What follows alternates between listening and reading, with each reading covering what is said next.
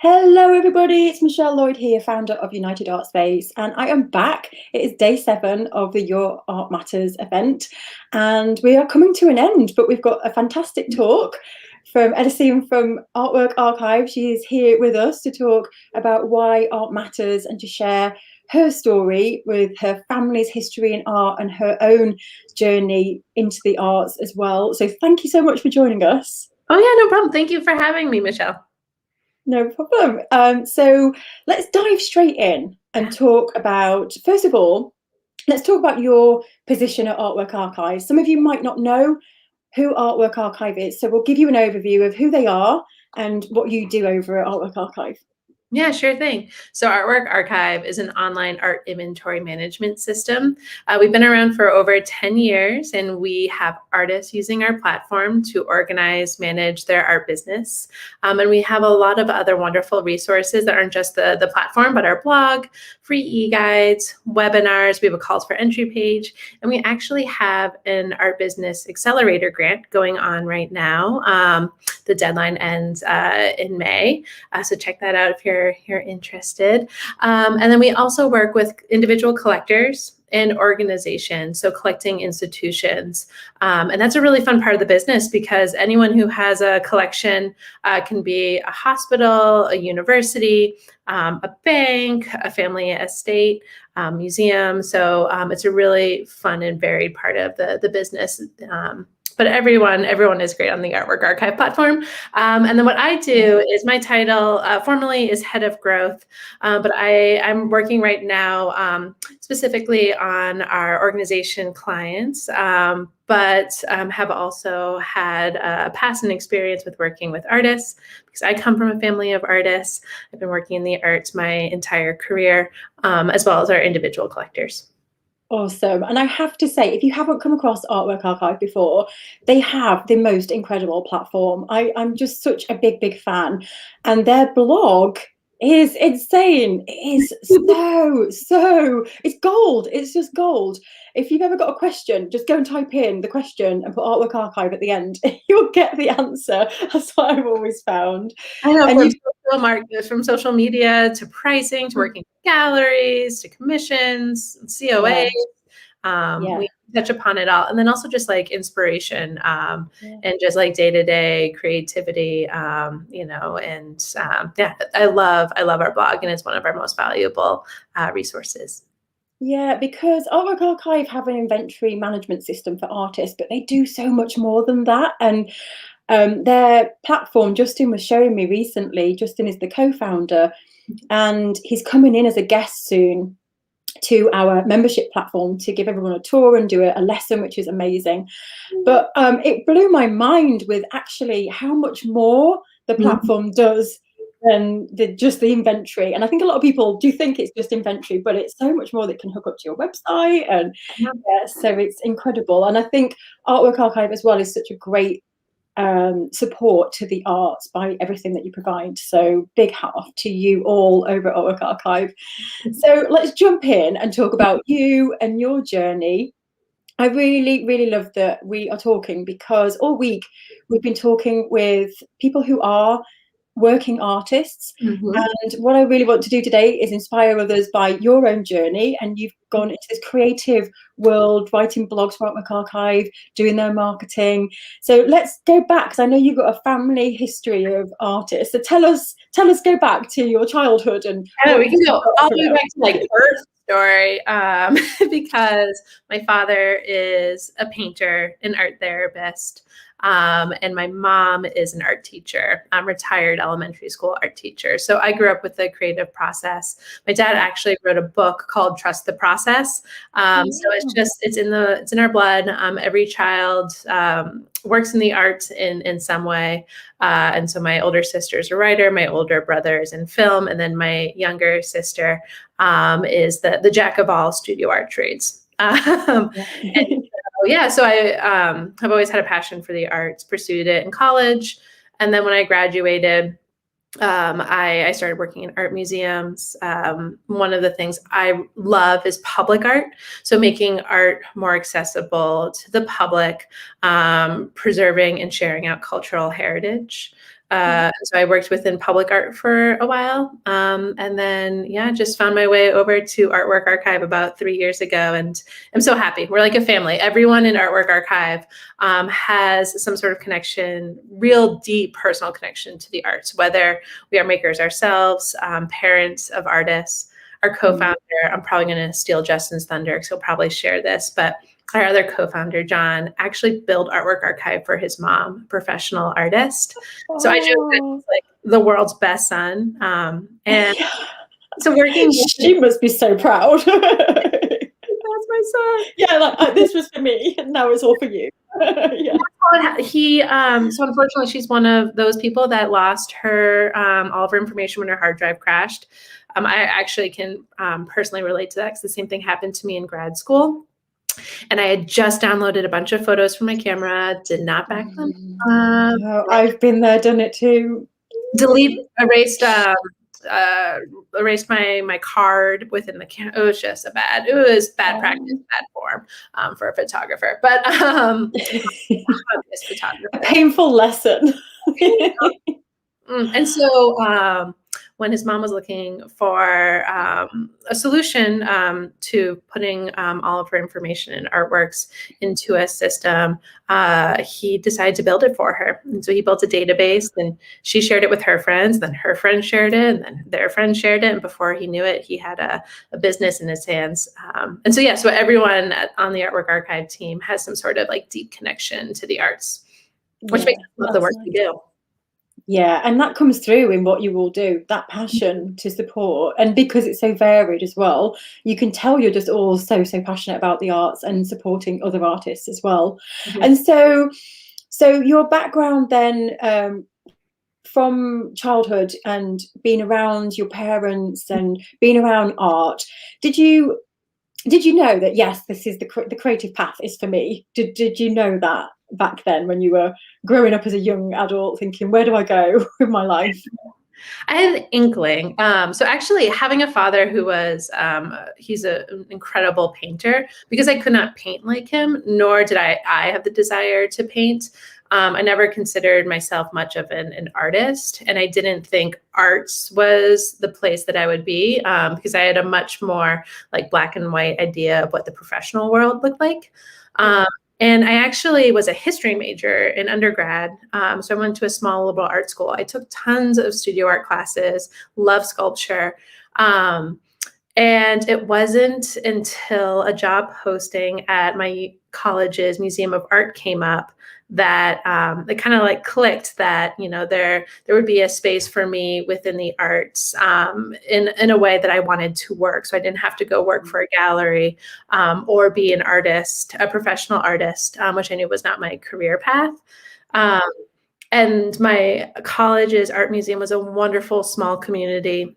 I got to work really closely with conservators, the directors, the curators, got to see the impact with the community, especially within museum education. And so that's really where my love and appreciation of the creation of art and then the sharing of it out really was nurtured. And so then my career path was just a bunch of different little meanderings to try to figure out what was the best fit for me. I went down the museum path. I worked for a nonprofit, a foundation. I even made online art classes for a company out here in Denver, Colorado. And so, sampled a bunch of different things. And I found that even though I am not a professional artist, and that is not my day-to-day, that the arts very much is what I need to be in. And working with artists is so satisfying. Yeah, I love this because for me as well, I'm not a practicing artist day to day anymore. I used to be. And now I get so much from helping other people. And what I love though is art brought us both to this place of serving and being creative in other ways. And that's why I love this conversation, because I just think, let anyone listening now, just let your art take you on a journey and be open to all the possibilities out there, because it's really exciting. People don't realize, like what you're talking about today, that there are opportunities out there like this. So yeah, it's really enlightening. Yeah. And so then I guess you then made your way to Artwork Archive after all these different different paths. Yeah. Yeah, so why, in your own words, like, why does art matter? Mm. I know I should have come prepared with that, knowing the name of the Yeah. company. But why does it matter to you? Yeah. Um, oh, okay. So I'll try It's a to. big open question. It's a big open question, yeah.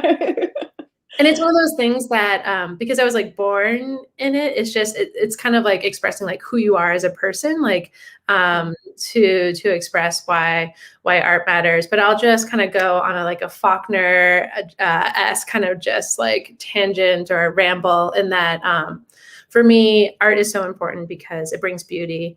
It brings healing. So my dad being an art therapist, my son is medically complex, so art has been a big healing power in our family. It entertains, it delights, it educates, it brings people together. It gives people who are practicing it purpose, and expression, and outlets for communication that otherwise may not be accessible or a possibility. And then for those consuming it, similarly gives people modes of expression, communicating things that they can not otherwise say, but they can use art to absorb or share out. Yeah, that's maybe a little abstract, but I just find that the power of art is that it's so universal, but yet so unique to each person, and how they consume it or make it is one of the most amazing things ever. Yeah, yeah, no, it really is. It really is. And I just wanted to backtrack a little bit to where you were saying that you have this connection with public art Mm-hmm. and the curation as well. Could you tell us a little bit more about that? Because I think there's going to be lots of people watching who Yeah. would like to understand that more about this, the difference between the private sector and the public sector. Could you tell us a little bit more about that? Yeah, for sure. I'd love to. So my career started in museums, which are wonderful places, and I have such an appreciation for them. But one of the challenges with museums is some demographics and groups may not have access to, they cannot get into them, or they may not feel welcomed or that they belong. And so I discovered my love and appreciation for public art, and that it makes art accessible to everyone. And that it's not an easy art form, because if you place art out into the world and you don't have your didactic text or a curation around it, and an exhibition that is really dialed in, that public art can be challenging, because depending on where it is, what it is, the communities, usually there's many different types of people in communities, that it makes it challenging. So that was one of the things that I enjoyed about the career, is that there's always a new thing to overcome, but also that, art in the public space can be so many things to so many different people. So people who do have a vernacular of art have an appreciation of it. And then some people who may walk past it every day when going into their office, and it's merely for them just a beautifying thing, can also just be great and wonderful.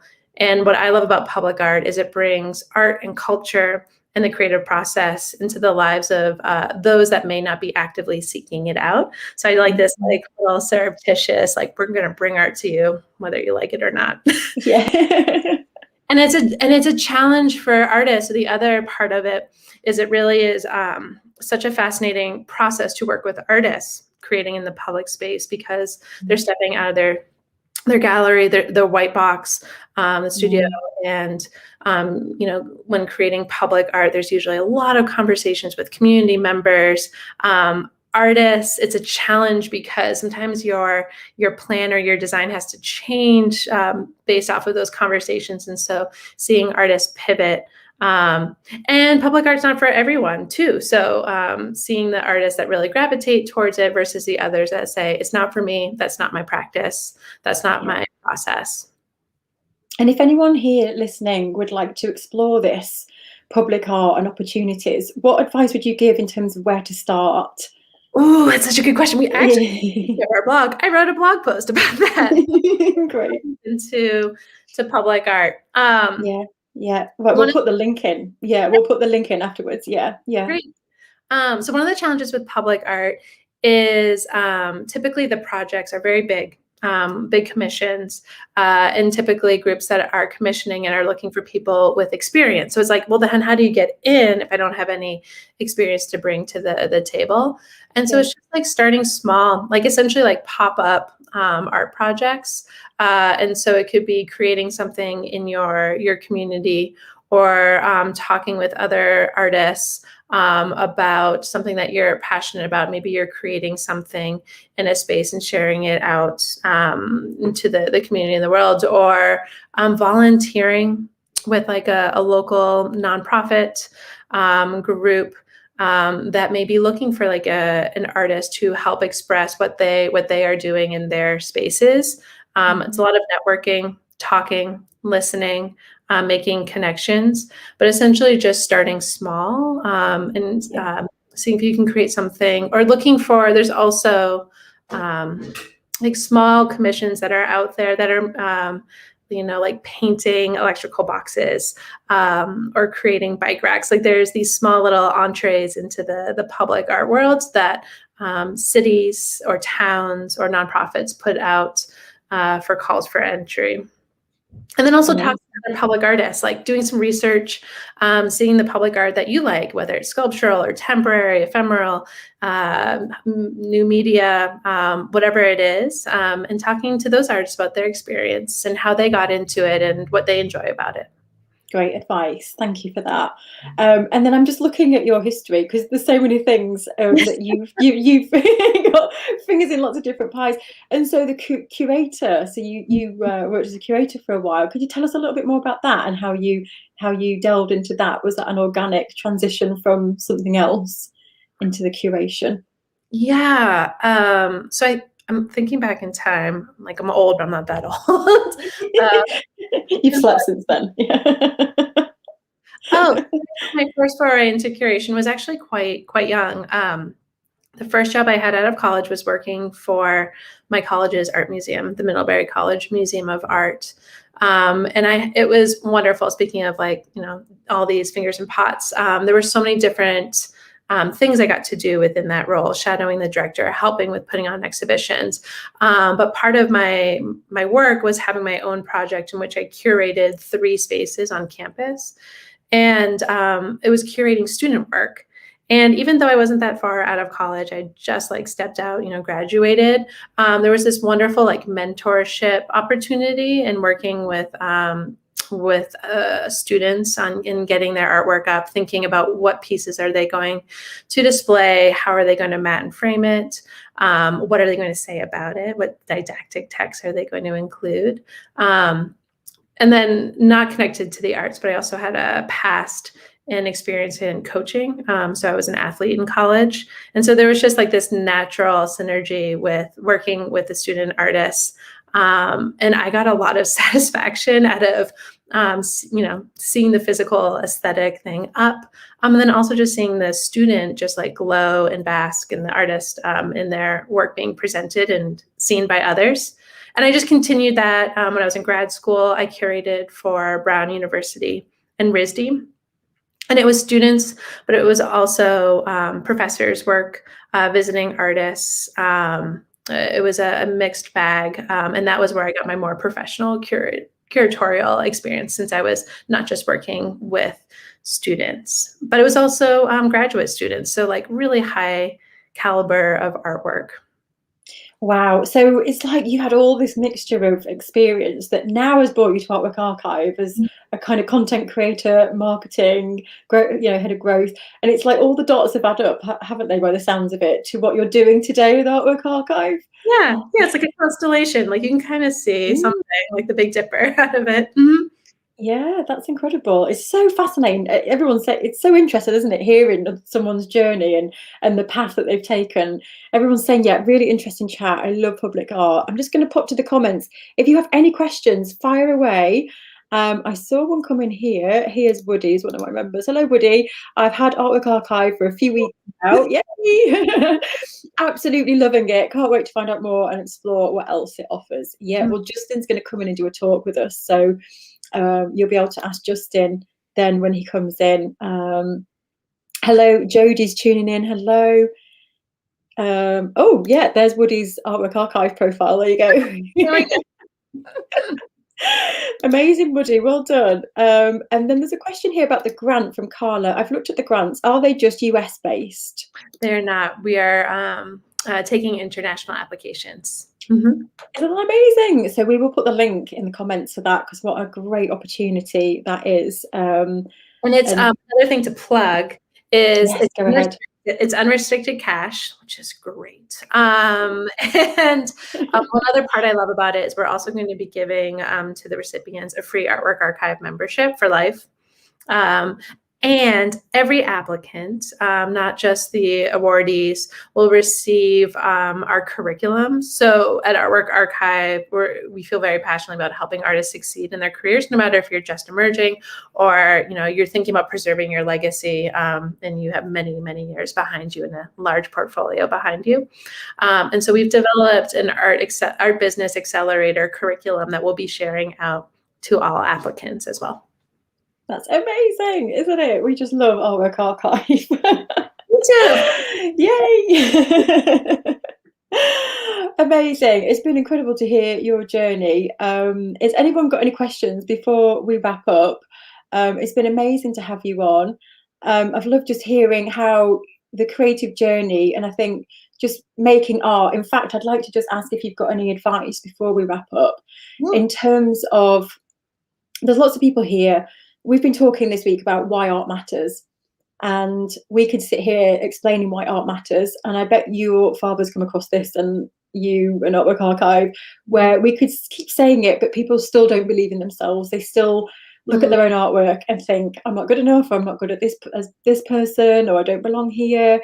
Do you have any advice for people that are feeling that way, that are just so scared to just put themselves out there because they're comparing themselves to everyone else?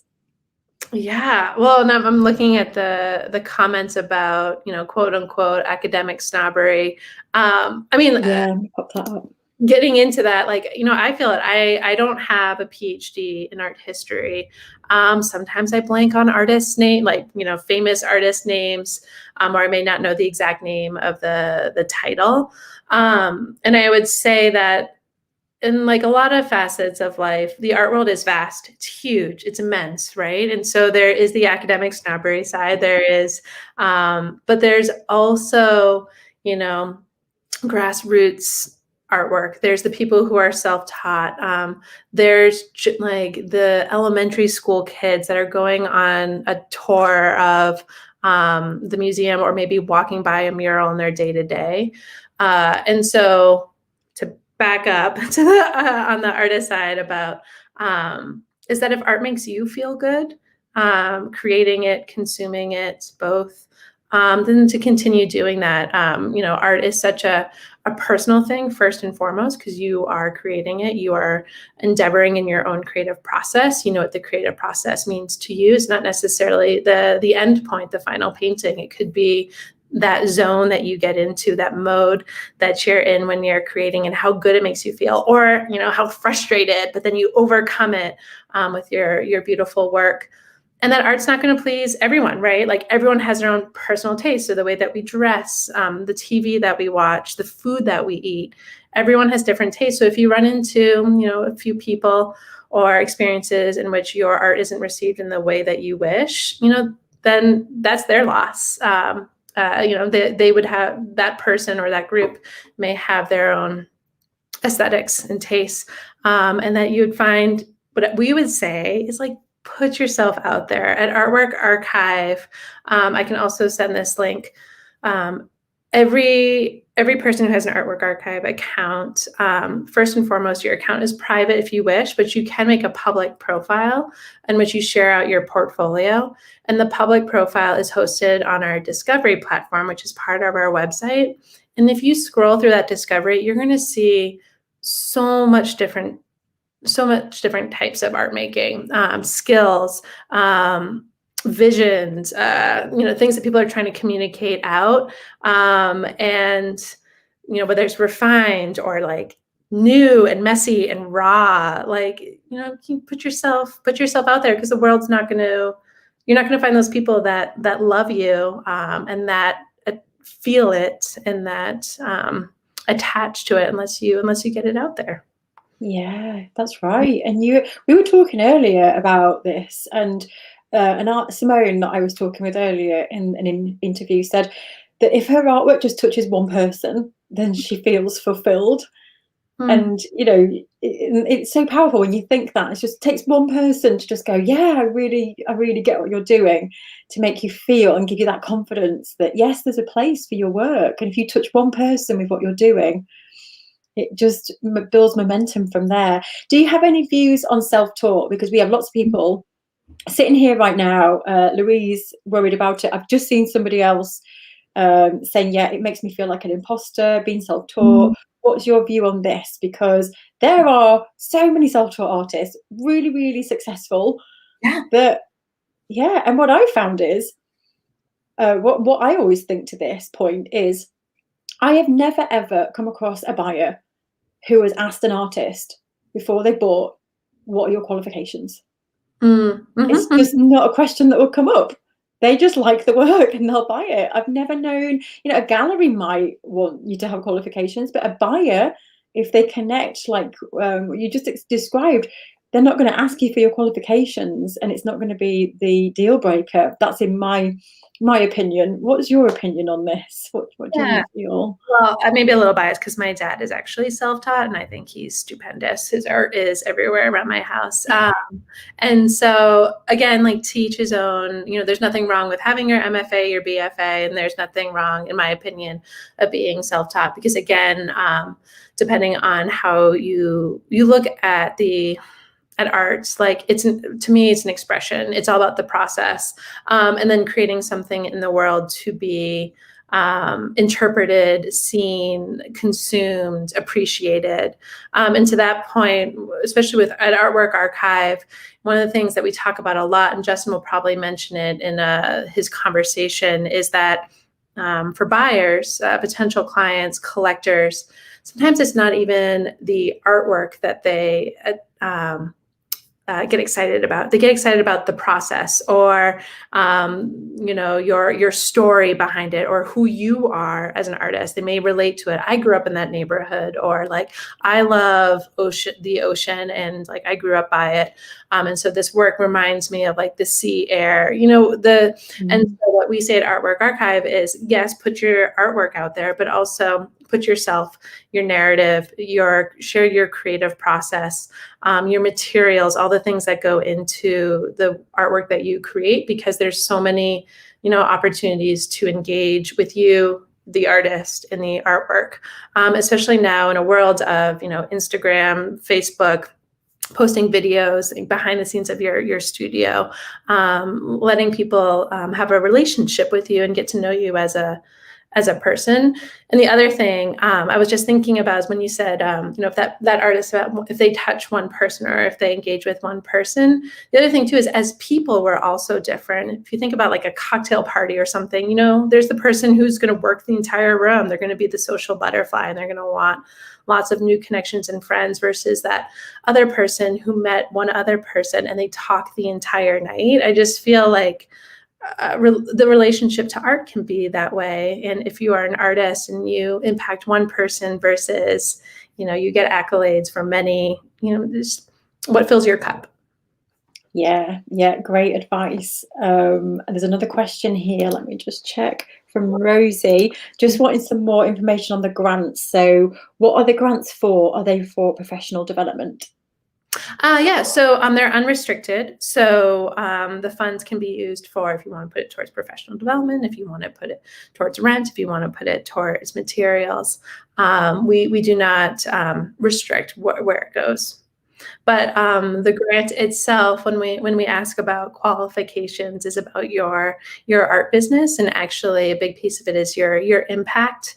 Especially right now, we're feeling the need in this world to create impact. And so as an artist, it may just be making the artwork. You don't have to necessarily be teaching or, volunteering at a certain group. It may be how you get your artwork into the world and what you're saying with your artwork. But yeah. Yeah, brilliant. Thank you. Monica says, yes, I've been using Artwork Archive for 3 years now. I'm currently going to be taking a new role at my college to work in integrating art on both the campuses. Amazing. Oh, that's so great. You have to let me know It about is. Chat me. Yeah, I was going to say on customer support, the entire team is on customer support. So I'll be there. Monica.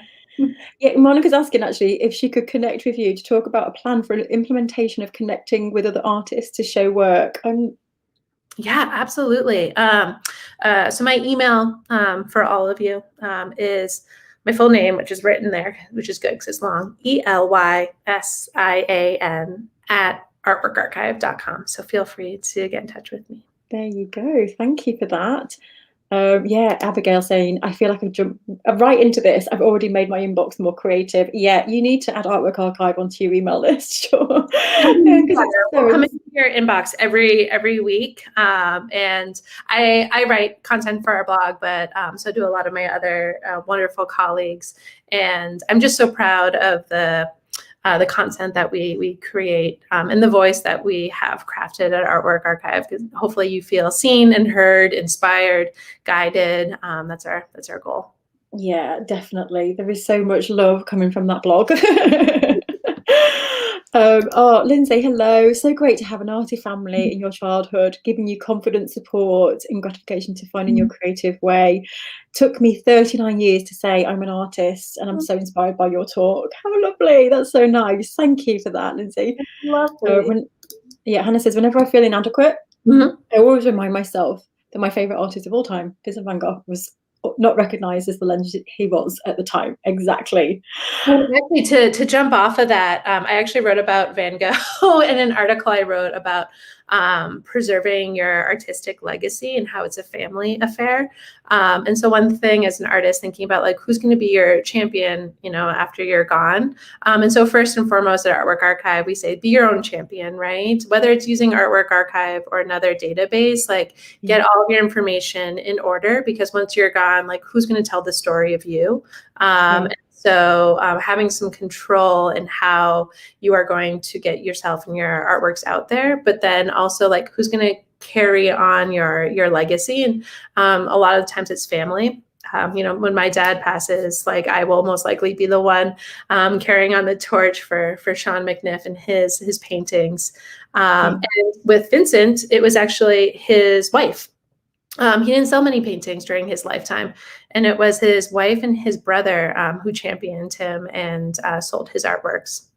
Yeah, I remember watching that in the movie, that beautiful film. Yeah, and it was fascinating. And I've just thought of something else actually on the back of what you were saying about sharing your process, and something's just gone off inside my mind about this, where artists feel like, why would anybody be interested in my process, or my story is so boring. And what I would say is there's a story behind every artist and every artwork, and non-artists especially find artists fascinating. Yes. We as creatives find each other fascinating. I've been in the arts for decades now, and still hearing everyone speaking this week, I'm like, just so curious about how everyone works, how everyone thinks. And to a non-artist, it's totally bonkers to them sometimes, and really, really interesting. Even if it feels mundane and really simple to you, to somebody else, it can be the most fascinating story ever. So just wanted to say on the back of that, don't ever underestimate your own narrative. And how to create something out of nothing. And you just brought me back. So I live in Colorado now. I've been here for 8 years, but I'm originally from Massachusetts. And my dad, the painter, his studio is in our barn, which is attached to the house.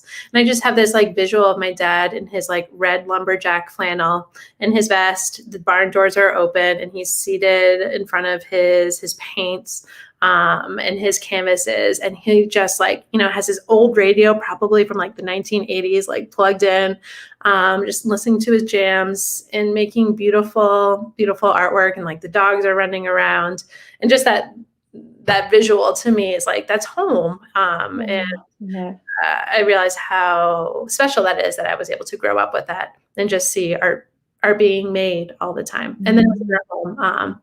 And yeah, that's amazing. Traversing your legacy, telling your story, recording it makes me want to start making some time capsule. I guess that's what Artwork Archive is. It's like a bit of a time capsule, because you can actually record everything. And it's so important to record as well, because you might find this as an artist going back over sketchbooks or older artworks, documenting things is so important. And you can use Artwork Archive for that as a visual record. You can take videos, the time lapse. I feel like I've seen a lot of time lapse on Instagram, you making an artwork. And just even like speaking to the materials, because like a label or description on the website of the materials that are used. But just understanding how those brushstrokes were made, that impasto, that depth, the color. I just find it also fascinating, and so do others. Yay. Buying artwork because they like it too. So like, to each his own. Yeah, definitely. There you go, East Coast represent. Michelle, hello. I don't think you teach talent, guide and help, yes, but teach, no. If someone has an artistic talent and they have it, whether they are self-taught or have gone down the educational route, I have art qualifications, but I have developed and learned so much in the last 5 years, just working away, learning through my own experiences. Yes, that's the best way to learn. Learn from doing. Yeah, awesome. Have you got anything to add before we wrap up? It's been amazing to hear the journey and all the amazing resources that Artwork Archive have to offer. We'll pop all the links in the comments so that everyone can go and check that out. And thank you so much for joining us. Yeah, no problem. This was a delight. So it was so nice to meet you all via chat. And if you pop over to Artwork Archive, you'll see me, or you'll see my writing on the. Yeah, you will. When you go on there, you'll go, I know who you are now. I feel like we've made really good friends of Artwork Archive, so I'm really looking forward to featuring them more through our own channel. We've been hooking up quite a lot, and I really love what they do. They're so in sync with our mission as well. So really exciting to work together in the future. So you're in for Justin. Log into Justin if for all you out there. He's his story is really wonderful. He also comes from a family of artists, and he has a wonderful story as an individual collector and what he brings to the conversation. And this is I love my work, because this is not work. This is just like, it's great, isn't it? Just sit talk art. Exactly. And as a mother, actually, we were talking about being moms. To get sappy at the end of this, like as a mom, just thank you for bringing your creative process and your creativity and your vision, your beauty into my son's world, to make his world and everyone following, a better place. So thank you. Yeah. Oh, yay. I love it. It's having a profound effect. We're having a ripple effect on generations and people all around the world. It is lovely. So if you are a member, Justin is going to be our special guest in May, and he is producing a whole lesson for our members, and he's going to feature and do a session exclusively for us, which is incredible. So that's going to be coming out soon. We'll give you the dates for that soon. And thank you once again. Thank you so much, Elysian, for joining us, and everyone else for tuning in, and we'll see you all soon. Take care. Bye-bye. Bye. Bye.